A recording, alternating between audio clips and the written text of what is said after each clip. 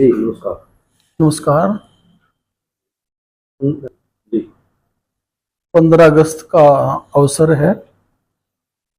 जैसा कि सबको विदित है, 15 अगस्त 1947 को हमारा राष्ट्र सदियों की गुलामी के बाद आज़ाद हुआ और भारत में एक खुशी का वातावरण आया। हजारों साल की गुलामी, स्वतंत्रता, जिसमें हमारे लोगों का ना कोई स्वाभिमान था, ना कोई सम्मान था। गुलामी के तहत हमारे राष्ट्र के लोग पीड़ित रहे और कई पीढ़ियां ऐसे गुलामी में निकल गई। ये नहीं कि भारत के लोगों का कोई आज़ादी का लक्ष्य नहीं था, वो लोग भी आज़ाद होना चाहते थे, लेकिन कुछ तो हमारे राष्ट्र के प्रति बाहरी साजिश और कुछ लोगों का संगठित न होना, इन सब कारणों के कारण लंबे समय तक हमें गुलामी सहन करनी पड़ी। 1857 की क्रांति हुई, लेकिन वो भी संगठित रूप से नहीं हो पाई। हालांकि बड़े पैमाने पर हुई, लेकिन उसमें भी एक एजेंडा जो बनाया था वो सही रूप से साकार नहीं हो पाया और हमारा सपना 1857 में अधूरा रह गया। प्रयास जारी रहे और देशभक्तों ने, वीर वीरांगनाओं ने आज़ादी का सपना संजो के रखा, दोबारा से संगठित हुए।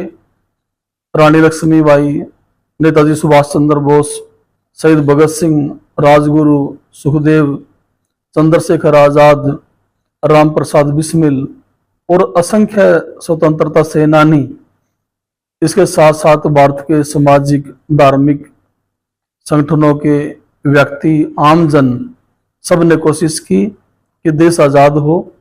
और उनके इस प्रयास के कारण ही 15 अगस्त 1947 को राष्ट्र आज़ाद हुआ था।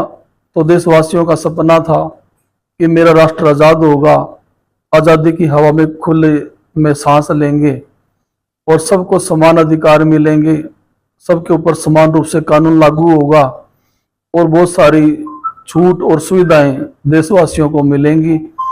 और आज़ादी की कल्पना एक महान कल्पना थी। तो उन लोगों ने, राष्ट्रभक्तों ने अपनी शहादत देकर आज़ादी ली।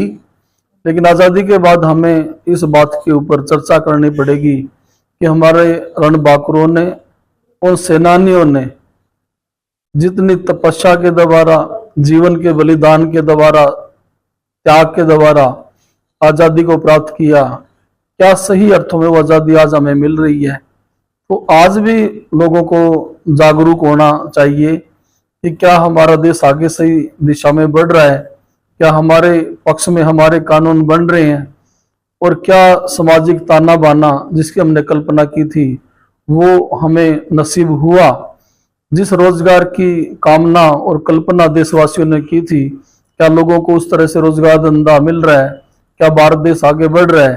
तो आज भी जागरूक लोगों का काम है कि वो सजग रहकर अपने देश के ऊपर चर्चा करें, देश की सभी गतिविधियों पर निगाह रखें। क्योंकि अगर आम नागरिक सुस्त हो गया और राष्ट्र की तरक्की में उसने अपना मेहनत नहीं की, प्रत्येक आदमी को अपने जीवन में मेहनत भी करनी पड़ेगी, ईमानदार भी रहना पड़ेगा, और जो महत्वपूर्ण पदों पर, चाहे वो प्रशासक हैं, राजनीतिक लोग हैं या सेवा के जिस भी क्षेत्र में हैं, जो आज कुछ करने की स्थिति में है, तो क्या जनता को वो सब डिलीवर हो पा रहा है जो जनता की अपेक्षाएं थी? तो ऐसे नागरिकों को हमेशा आगे आने वाले टाइम तक, हमेशा के लिए सदैव कालीन जागरूक रहना चाहिए, वो सही मायने में काम करेगी। तो मेरा सभी उन लोगों से जो आज पदाधिकारी हैं, बड़े बड़े ओहदों पर बैठे हैं, राजनीतिक अच्छी जगह पर वो अपने आप को पाते हैं, वो सच्चे मन से देश की सेवा करें, राष्ट्र की सेवा करें, लोगों को रोजगार देने का काम करें। और जो दीन दुखी है, चाहे वो अशिक्षा की बात है राष्ट्र के अंदर, उनको शिक्षा प्रदान करें। जहाँ स्वास्थ्य है, आज स्वास्थ्य बहुत बड़ी चिंता का विषय है, तो लोगों के लिए सही स्वास्थ्य का प्रबंध सरकार की ओर से किया जाए। और इसके साथ लोगों के पास, जिनके पास निवास नहीं है, तो उनको मकान दिए जाएं। कोई भी आदमी देश के अंदर बीमार ना रहे, बेरोजगार ना रहे और बिना मकान के बेसहारा ना रहे, और सब लोगों को कानूनी रूप से जो संविधान ने अधिकार दिए हैं वो सब अधिकार लोगों को मिले, तभी राष्ट्र आगे बढ़ेगा। तो इसके साथ ये सारा काम जहाँ मैंने निवेदन किया उन लोगों से जो विभिन्न पदों पर आसीन है उनके कर्तव्य हैं, लेकिन देश के आम आदमी के कर्तव्य भी कम नहीं हो जाते। आजादी के बाद आजादी को आगे बढ़ाने के लिए, आजादी का मजा सही अर्थों में लेने के लिए आम नागरिक को भी अपने कर्तव्यों का पालन करना है। देश के संविधान ने हमें बहुत सारे जहाँ अधिकार दिए हैं वह कर्तव्यों की बात भी की है। तो देश के नागरिकों को परिश्रमी होना चाहिए, वो अपने स्वास्थ्य को मेंटेन रखें, जहां राष्ट्र को उसके किसी भी तरह से जरूरत है वो राष्ट्र के काम आए।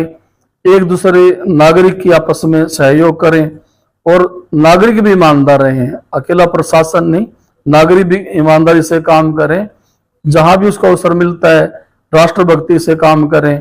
और जब अच्छे शिक्षित होंगे, लोगों के पास अच्छा स्वास्थ्य होगा, अपने परिवार का पालन पोषण करेंगे, बच्चों की देखरेख करेंगे और अपने हर तरह के दायित्वों का निर्वहन करेंगे, तभी राष्ट्र आगे बढ़ेगा।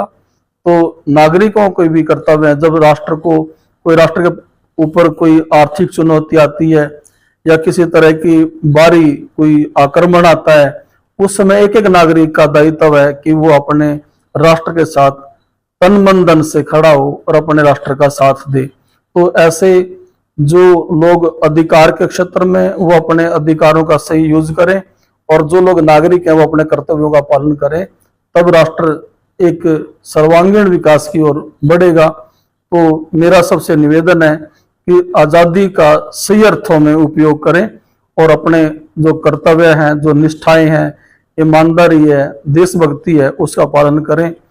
और हमारा जो स्वाभिमान का प्रतीक है वो हमारा राष्ट्रीय ध्वज तिरंगा है, जिसके नीचे हम सब एकजुट हैं, जहाँ कोई जाति का भेद नहीं, जहाँ धर्म का भेद नहीं, संप्रदाय का भेद नहीं, छोटे बड़े का भेद नहीं, वो तिरंगा हमारी शान है। तो हम तिरंगे का भी सम्मान करें। और जैसा कि बीच बीच में हमें ये संकल्प होता है कि हम तिरंगे के मान सम्मान में तिरंगा, जैसे हर घर पे तिरंगा लगाएं, तिरंगे को नमन करें, उसके प्रति अपनी श्रद्धा रखें, तो ये भी सब नागरिक ये काम करें। मेरा इस शुभ अवसर पर अपने पायनियर स्कूल के सभी स्टूडेंट्स को, यहाँ के अध्यापकों को, सभी पेरेंट्स को, सफेदो वासियों को, हरियाणा वासियों को और देशवासियों को शुभकामनाएं।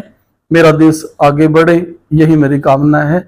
इसी के साथ बहुत बहुत धन्यवाद। जय हिंद।